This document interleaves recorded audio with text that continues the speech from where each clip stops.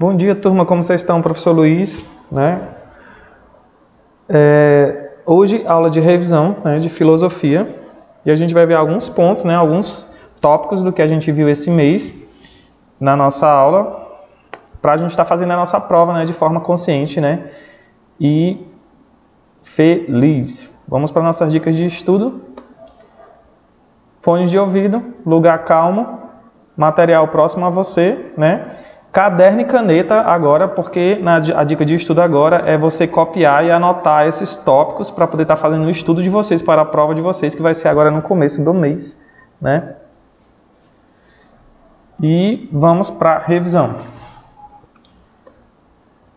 Então, gente, para começar logo, a gente vai ver aqui um pouco, né, do mito da caverna, o que ele diz, né? E no texto, né? No texto, Sócrates fala sobre Glauco, né?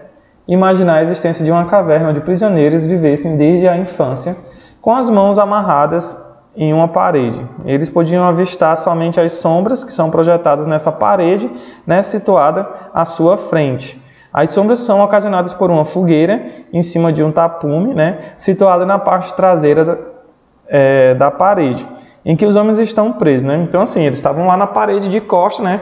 E sombras eram projetadas, né, nessa parede a partir de uma chama, né, das coisas que aconteciam fora da caverna, ou seja, da realidade lá fora situada, né?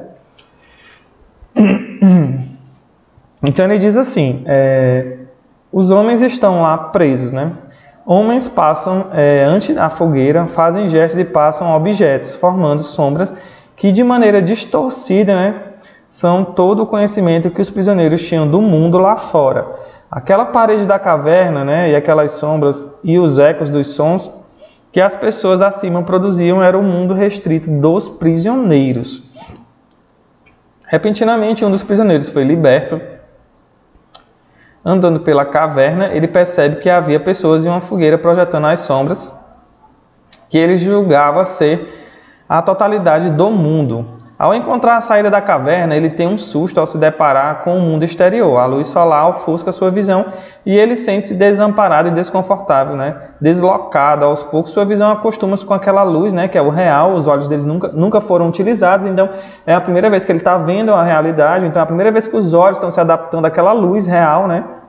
E ele começa a perceber a infinidade do mundo, né, e da natureza que existe, né, fora da caverna. Ele percebe que aquelas sombras que ele julgava ser a realidade, na verdade são cópias imperfeitas de uma pequena parcela da realidade. O prisioneiro liberto poderia fazer duas coisas, né? Retornar para a caverna e libertar os seus companheiros, ou viver a sua liberdade. Uma possível consequência da primeira possibilidade, ou seja, dele voltar lá para a caverna e libertar os seus companheiros, né, seriam os ataques que sofreria de seus companheiros, né, que o julgariam como louco, mas poderia ser uma atitude necessária por ser a coisa mais justa a se fazer, né? Então, às vezes, quando você tenta tirar a pessoa da zona de conforto dela para que ela descubra, né, novos horizontes, descubra a luz, descubra a realidade, né, que não é só aquele lugar onde ela fica presa, estagnada, né, ela pode vir de uma forma agressiva querer, né, lhe subjugar.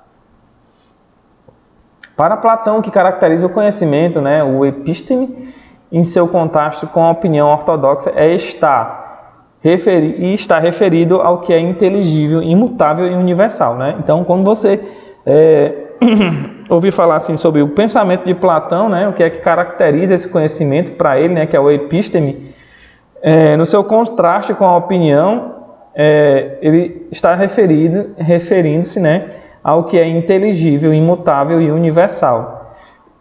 O banquete, também conhecido como simpósio, né, é um diálogo platônico escrito por volta de 380 a.C., né, que constitui-se basicamente de uma série de discursos sobre a natureza e as qualidades do amor, o eros. O banquete é justamente como o Fedro, um dos diálogos de Platão em que o tema principal é o amor. A interpretação de Léo Strauss e de Stanley Rosen destaca o aspecto tragicômico, né, deste diálogo, que é, na verdade, a resposta de Platão às acusações da cidade contra a filosofia. A apologia de Sócrates, né? por vezes simplesmente apologia, em grego antigo, né? Apologia Socrates. É a versão de Platão de um discurso, né, dado por Sócrates em cerca de 399 a.C. A obra é considerada o segundo livro da tetralogia, né, formada pelos seguintes diálogos.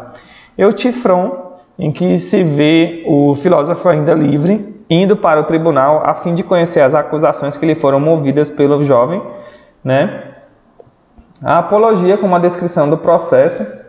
O Críton, né, como uma vista de seus antigos amigos mais queridos, ao cárcere.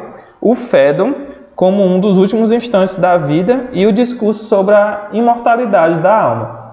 Em Apologia de Sócrates, o mesmo faz sua defesa sobre as acusações de corromper a juventude, não acreditar nos deuses e criar a nova deidade. E como atividade para vocês é o estudo desses slides, né, e dessas ideias aqui que a gente viu, né, sobre a apologia de Sócrates, sobre a epísteme, o banquete, né, e o mito da caverna, certo? Para que vocês possam estar fazendo a prova de vocês, né, de forma consciente. Lembrando que todo esse conteúdo vai estar disponível em escolapequenospassos.com.br, né? Não deixe de deixar um like nesse vídeo, acesse nossas redes sociais e boa prova a todos. Um grande abraço, até a próxima.